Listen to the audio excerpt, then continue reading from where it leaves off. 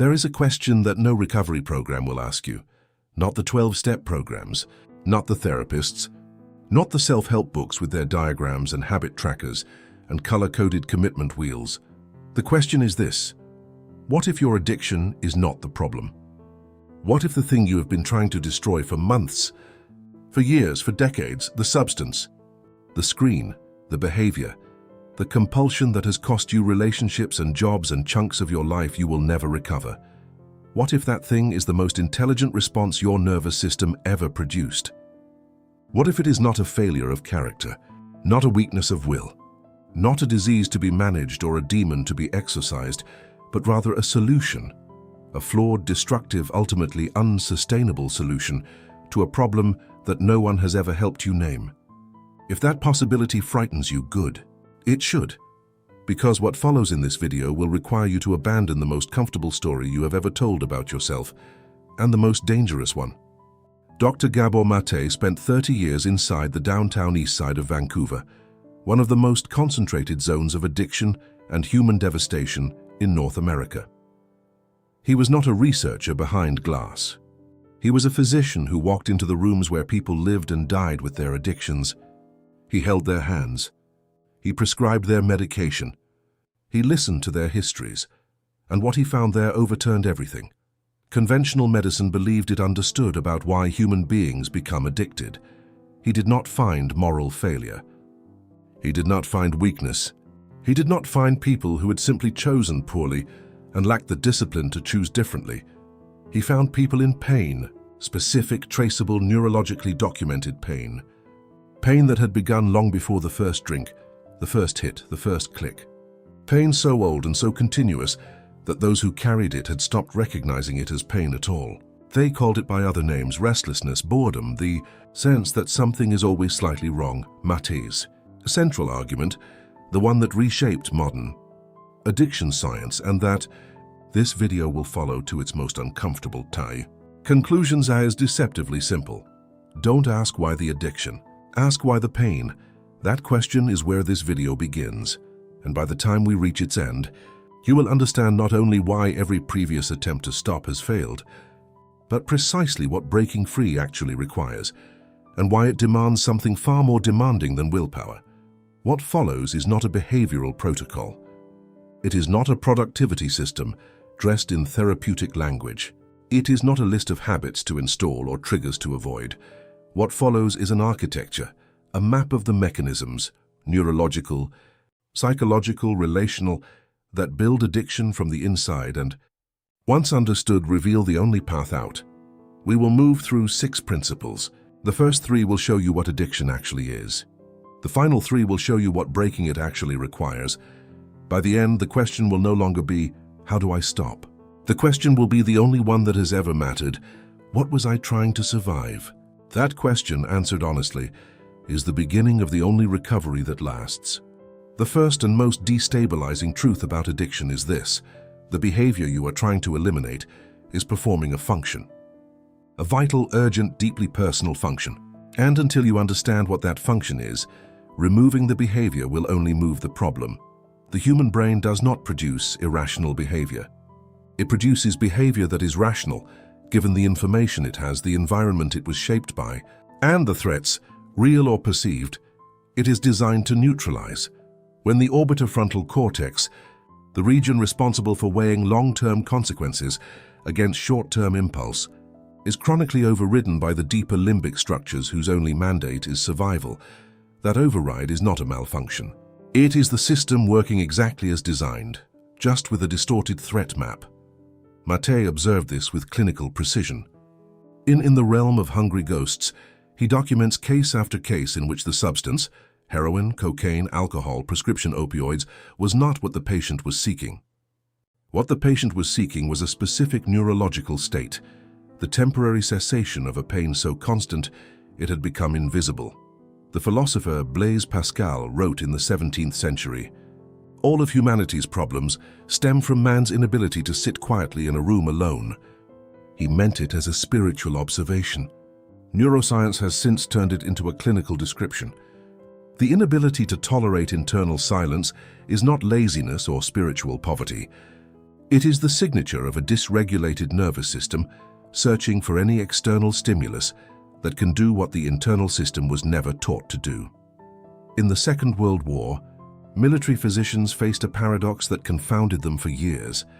Soldiers who received large doses of morphine for battlefield wounds, doses that would, under ordinary circumstances, create significant dependency, returned home with astonishing rates of non-addiction. The substance was the same. The dosage was comparable. The neurological exposure was equivalent, but the context was entirely different. The same substance administered to civilians in controlled hospital settings produced dependency at far higher rates. The researcher Bruce Alexander would later formalize this observation in what became known as the rat park experiments, demonstrating that isolated, unstimulated creatures chose drugged water compulsively, while socially connected, environmentally enriched creatures, given the same access, barely chose it at all. The drug was never the variable. The environment, the meaning, the connection, the sense of purpose or its absence was the variable. The soldier's morphine treated a physical wound inside a context of meaning, brotherhood, and mission. The civilian's morphine treated a different kind of wound, inside a context of isolation, meaninglessness, or chronic emotional pain. The same chemistry produced different outcomes because the underlying conditions were different. In the modern context, this principle explains a phenomenon that treatment programs consistently fail to account for: addiction transfer. The person who stops drinking and becomes a compulsive worker. The person who quits opioids and becomes addicted to exercise. The person who abandons social media and immediately develops a relationship with food that begins to look familiar. The behavior changed. The function did not. The pressure, the internal state the addiction was regulating, still exists and will find its way to any available outlet with sufficient neurological potency. Behavioral substitution without addressing the underlying dysregulation is not recovery. It is a change of address. Before you attempt to remove any addictive behavior, ask in writing, with genuine precision, the following question. In the moment before I engage in this behavior, what am I feeling that I am trying not to feel? Not a general answer, a specific one. Loneliness registered as irritability, grief wearing the costume of boredom, shame that has learned to disguise itself as anger. The addiction is the translation. You need to recover the original language. The second principle follows directly from the first. The origin of addiction is not the moment of first use. By the time a person encounters the substance or behavior that will eventually consume them, the conditions for that consumption have been building for years, sometimes decades. The wound is always older than the addiction. The developing brain is not a fixed structure. 90% of its critical architecture forms after birth, shaped by the quality of the relational environment in which the child develops. A child raised in an environment of consistent, attuned caregiving develops a nervous system capable of self-regulation, the capacity to experience distress and return, without external chemical assistance, to a baseline state of relative calm. A child raised in an environment of chronic stress, neglect, emotional unavailability, or trauma develops a nervous system organized around threat detection. The baseline is not calm. The baseline is vigilance, and the profound, exhausting cost of maintaining that vigilance for years, decades, is a kind of invisible suffering that its carrier rarely identifies as suffering, because they have never known anything different. This is what Maté called the trauma of normality. Not the dramatic wound, though that too, but the quiet, chronic wound of the unmet need. The child who learned that emotional expression was unsafe. The child whose internal world was systematically ignored. The child who received love conditionally, for performance, for compliance, for the management of parental anxiety, and therefore learned to earn rather than receive. These are not unusual childhoods. They are, to varying degrees, the majority of childhoods, and they produce adults who, when they encounter something that temporarily silences the noise, that specific, nameless, continuous noise of a dysregulated nervous system, do not experience it as a dangerous choice. They experience it as relief for the first time. In 1995, physicians Vincent Felitti and Robert Ander conducted what became one of the most significant studies in the history of public health. Over 17,000 participants at Kaiser Permanente's health division were surveyed about their childhood experiences. Physical abuse, emotional neglect, household dysfunction, parental addiction or incarceration. The results were not what anyone expected. The correlation between adverse childhood experiences and every major chronic health condition, heart disease, cancer, stroke, depression, and addiction, was not modest. It was profound and linear. With each additional adverse experience, the probability of addiction increased not arithmetically, but exponentially. Most striking was the inverse correlation with substance use.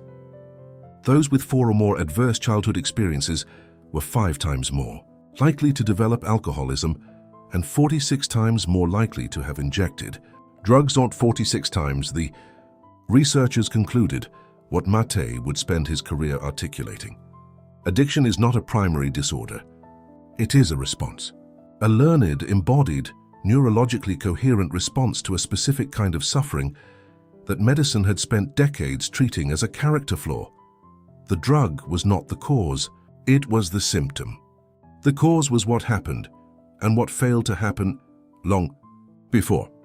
The clinical implications of this principle extend far beyond what is conventionally labeled addiction. The executive whose identity is inseparable from her work, who experiences any moment of stillness as a form of internal emergency, the man who cannot sustain emotional intimacy and fills every silence between him and another person with performance, the woman who monitors her caloric intake with a precision that has nothing to do with health and everything to do with control, because control of the body is the only form of control available when the internal world feels ungovernable.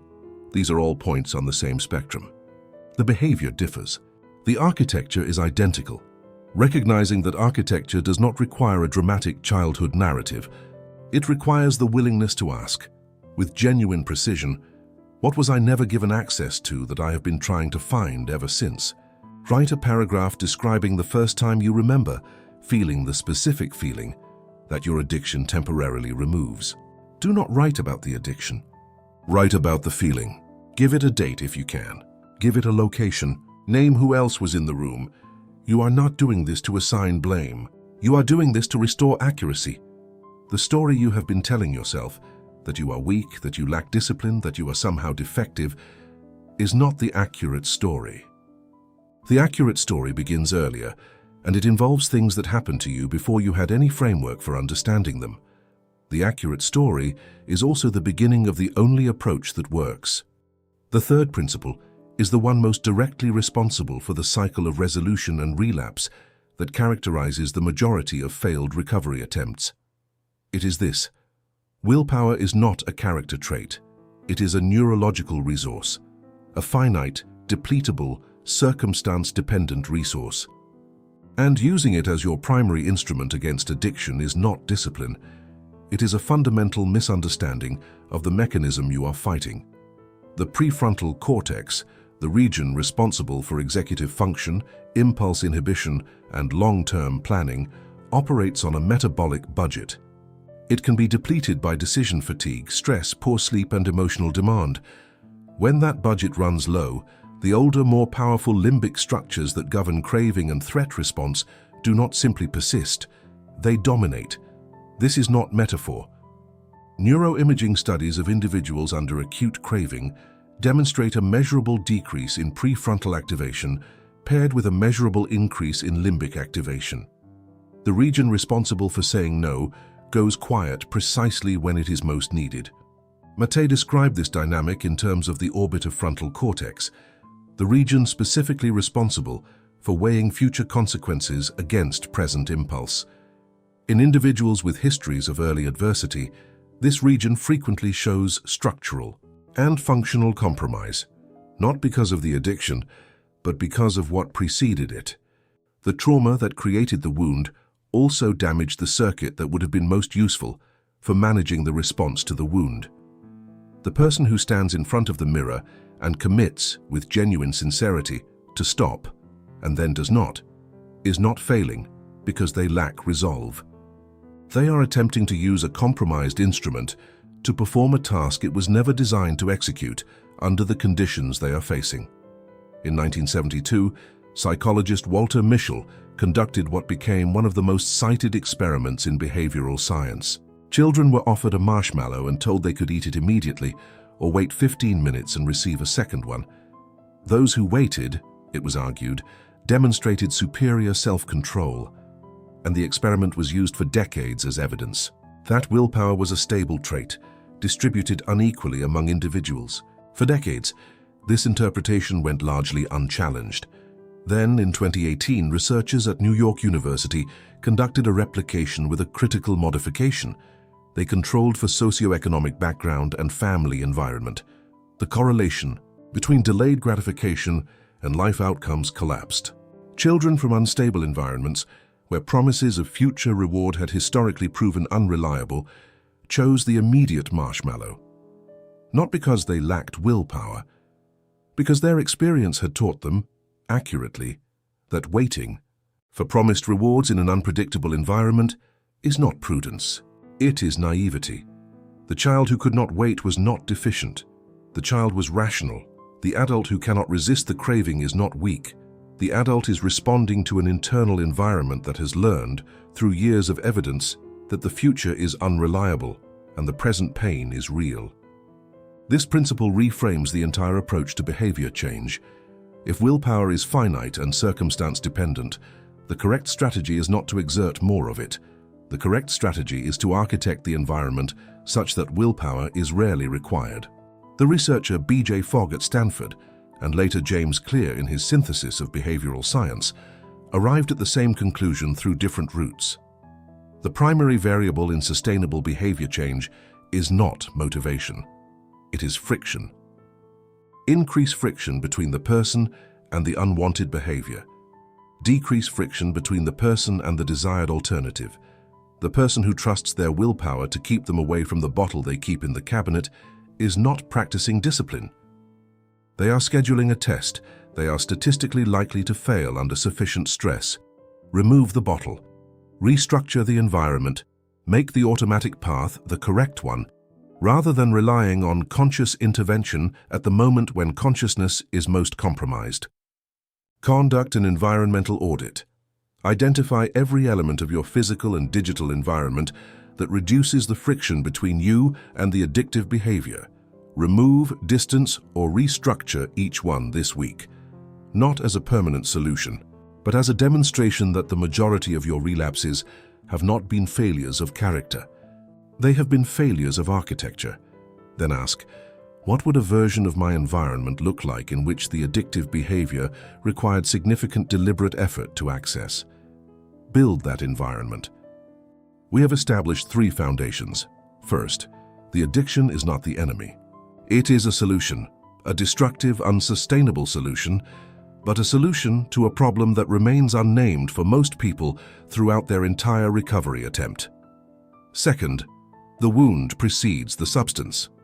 By the time the behavior appeared, the conditions for it had been forming for years. The story of weakness is not accurate.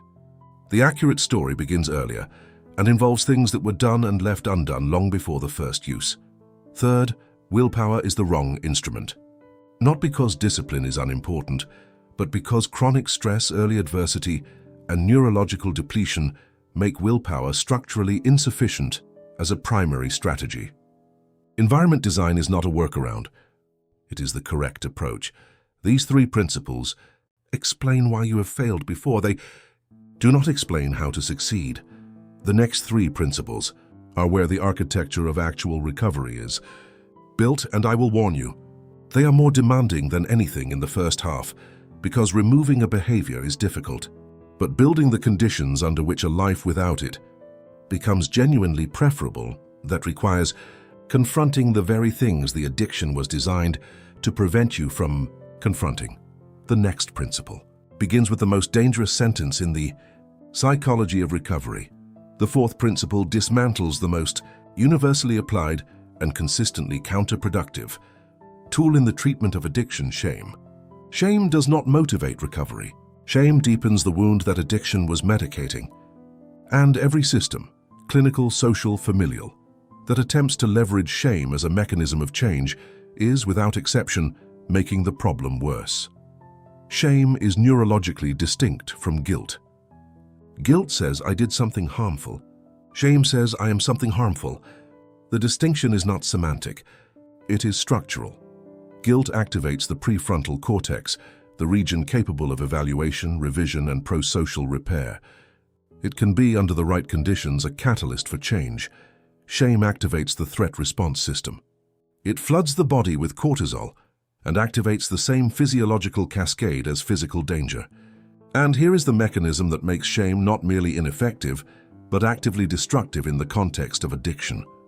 Shame is a form of acute emotional pain, and acute emotional pain activates precisely the same neurological impulse toward relief that sustains the addiction in the first place. And every therapist who has ever treated addiction with humiliation, every family member who has issued ultimatums from a place of contempt, every social system that has criminalized dependence rather than treating its roots, all of them have been adding accelerant to a fire they believed they were extinguishing.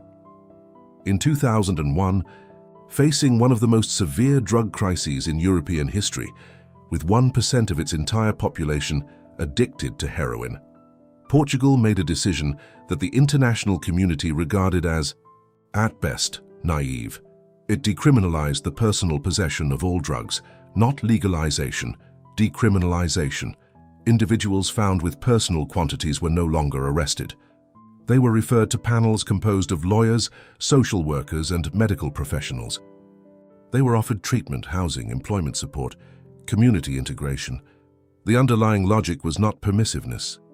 It was Maté's logic, translated into policy, that addiction is a response to suffering, and that systems which respond to suffering with punishment are not solving the problem.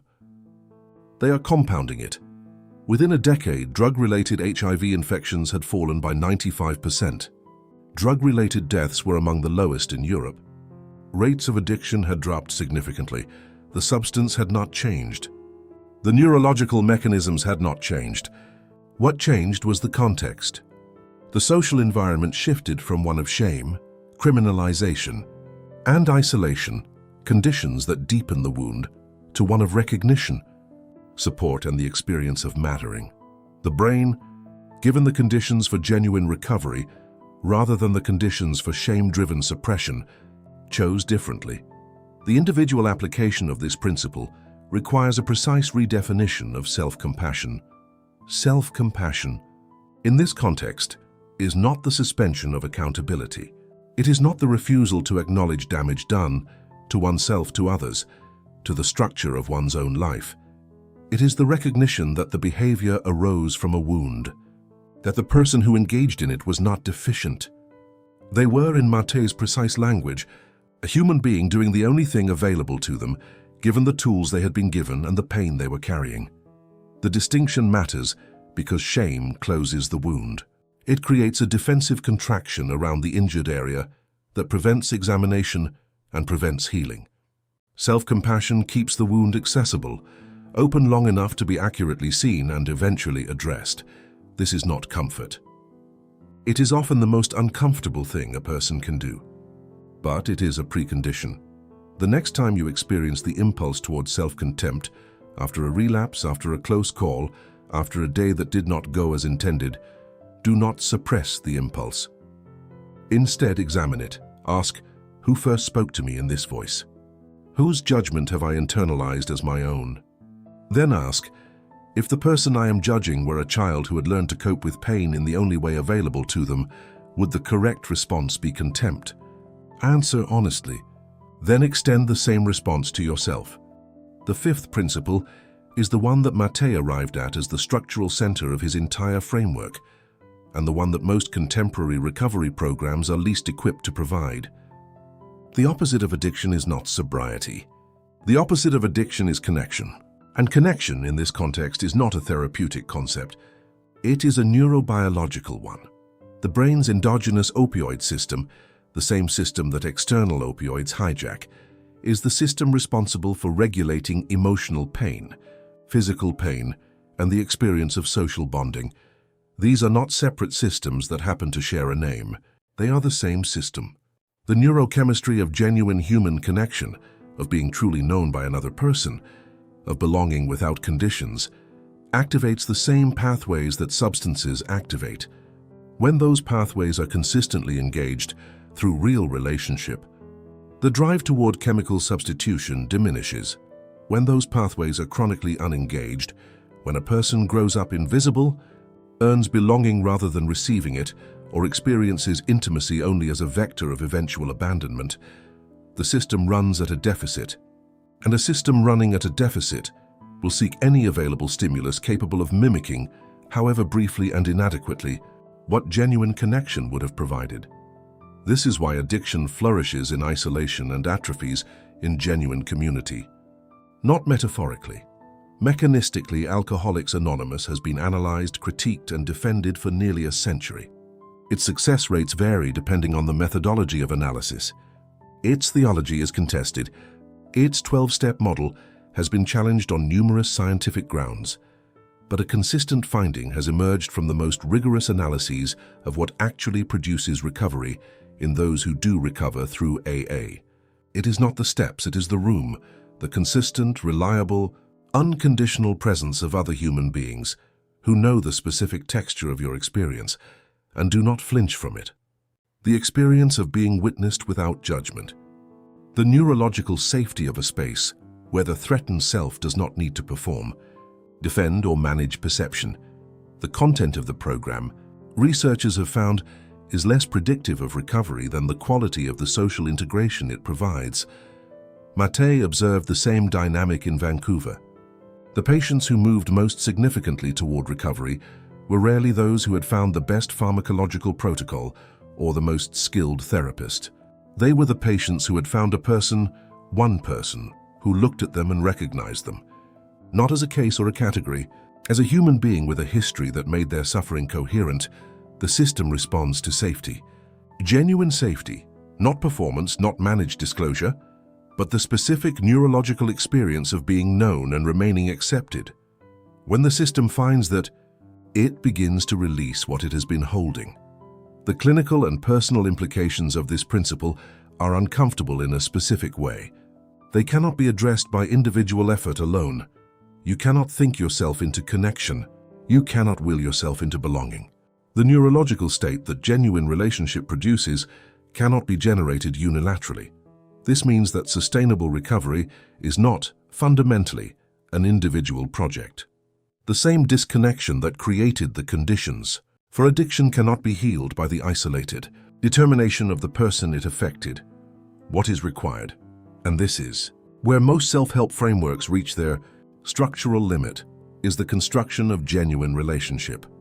Not a support network in the functional sense, not accountability partners who monitor behavior, but people who know the interior of your experience and remain present with it.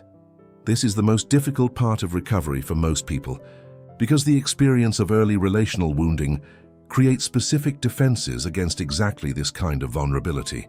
The person who most needs connection is often the person whose history has made connection feel most dangerous. That is not an obstacle to be overcome by force. It is a wound to be approached with patience.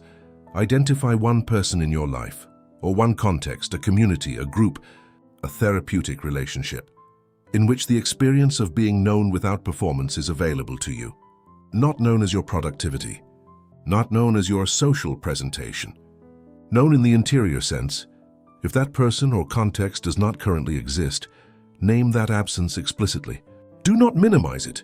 Do not replace it with digital substitutes, name it. Then ask what it would require to begin building it. That question, answered honestly and pursued practically, is more predictive of long-term recovery than any behavioral protocol. The sixth and final principle resolves the paradox at the center of every failed recovery attempt. Recovery is consistently framed as the removal of something. Stop the behavior, resist the impulse, build a wall between yourself and the thing that is destroying you. This framing is not only insufficient, it is neurologically incoherent. The brain does not simply cease to seek what it was seeking. It continues to seek it.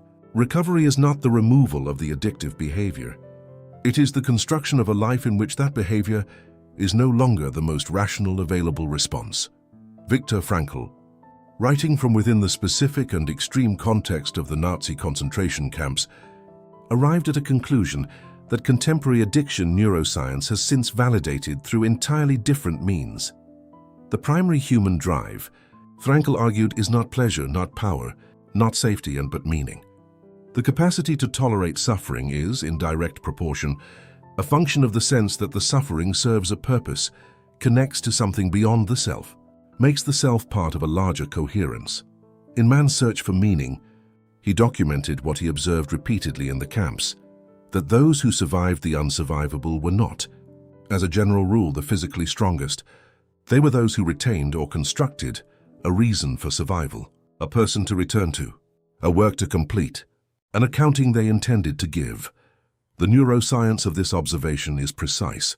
The default mode network, the region activated during self-referential thought, meaning-making, and the construction of personal narrative, is directly implicated in recovery outcomes. Individuals who reconstruct their identity around a coherent purpose, rather than simply removing a behavior, show significantly more durable recovery trajectories. Maté observed this in clinical practice. The patients who stayed sober were not those who wanted it most abstractly. They were those who had something or someone that sobriety made available to them. A child they intended to be present for, a creative work they needed their faculties intact to complete, a version of themselves they were moving toward, rather than a version they were moving away from. The framing is not semantic. Moving toward activates entirely different neurological systems than moving away from. One is approach motivation, engaged with anticipation and dopamine reward. The other is avoidance motivation, engaged with threat and cortisol. You cannot sustain avoidance motivation indefinitely, but you can sustain approach motivation towards something genuinely worth having across years. In 1971, the United States government commissioned a study that produced results so unexpected they were initially disbelieved. Approximately 15% of American soldiers serving in Vietnam had become addicted to heroin during their service. The military establishment, medical community, and government prepared for a public health catastrophe upon their return. It did not materialize. Follow-up studies conducted by Lee Robbins found that within 3 years of returning home, approximately 90% of those who had been addicted in Vietnam had simply stopped. Without formal treatment, without 12-step programs, without pharmaceutical intervention, the explanation that emerged was not pharmacological. The context had changed entirely. In Vietnam, the soldiers were immersed in trauma, death, moral injury, heat, fear, and radical disconnection from everything that gave their lives meaning. The heroin addressed a specific neurological and existential need that the situation had created. At home, most of them had people they loved, roles that mattered, futures they intended to build, environments in which the person who used heroin was not the person they understood themselves to be. The substance lost its function. Without its function, the compulsion dissolved. Recovery, in the majority of cases, was not treatment. It was the restoration of a life worth living. The practical implications of this principle are the most demanding of any in this video. They cannot be implemented in an afternoon. They require, in many cases, the systematic reconstruction of the conditions of daily life. They require asking what, specifically, sobriety makes available, not as an abstraction, but as a concrete, recoverable daily experience, a quality of attention, a form of presence, a relationship currently foreclosed by the consequences of the addiction. They require the construction of a personal narrative in which recovery is not the story of what you gave up, but the story of what you are becoming. The distinction is not motivational rhetoric. It is the difference between a nervous system oriented toward loss and a nervous system oriented toward growth. And the long-term trajectories of these two orientations are measurably, significantly different. They require, most fundamentally, the willingness to tolerate the discomfort of the transitional period, the window between removing the old regulation and developing the new one, without collapsing back into the familiar. That window is where most people relapse, not because they were not trying, because they were trying in a vacuum, with no map of what they were building toward, with no community to sustain them through the intolerable Tuesday afternoons that no behavioral protocol addresses. Right. With specificity, the answer to this question, what does my life look like? In concrete daily terms, if I am free from this addiction in 5 years, not what it does not include, what it contains, who is in it, what you are doing, what kind of person you have become, then identify the single most immediate, most achievable step in the direction of that life. Not the most dramatic, not the one that signals the most radical commitment. The smallest, most durable, most repeatable step. Take it, then take the next one. That sequence, small, consistent, oriented towards something genuinely worth having, is the correct architecture of recovery. It is also, for most people, the most difficult thing they will ever build. But Maté observed, across 30 years and thousands of patients, that it is not impossible. He observed it happen in people whose circumstances were far more constrained than yours. People who had less support, fewer resources, longer histories of trauma and failed treatment. He observed it happen because the human nervous system, given genuine safety, genuine connection, and a direction worth moving in, will it with patience begin to heal the very wounds that created the conditions for the addiction in the first place. 6 principles. A single architecture. Your addiction is not evidence of weakness. It is evidence of intelligence, the intelligence of a nervous system that found the best available solution to a problem it could not name. The wound is older than the behavior. The behavior is younger than the story you have been telling yourself about why you cannot stop. Willpower was never the variable. Architecture, environment, and the conditions under which choice becomes possible, these were always the variables. Shame has never catalyzed recovery. Not once, not in any study, any clinic, any documented case. It has only deepened the pain that the addiction was already medicating. Connection is not a therapeutic concept. It is a neurobiological necessity. And the opposite of addiction, the actual structural mechanistic opposite, is not sobriety. It is the experience of being genuinely known, and recovery is not the removal of something. It is the construction of a life in which the thing you have been removing yourself from is no longer the most rational response to being alive. The question is not how do I stop. The question, the only question, for that has ever produced an answer worth having, sect, is this: what am I building toward? And what would it mean to finally deserve it? That question, answered honestly and pursued with patience, is not a self-help exercise. It is the beginning of the rest of your life. The next video is already waiting. Don't stop here.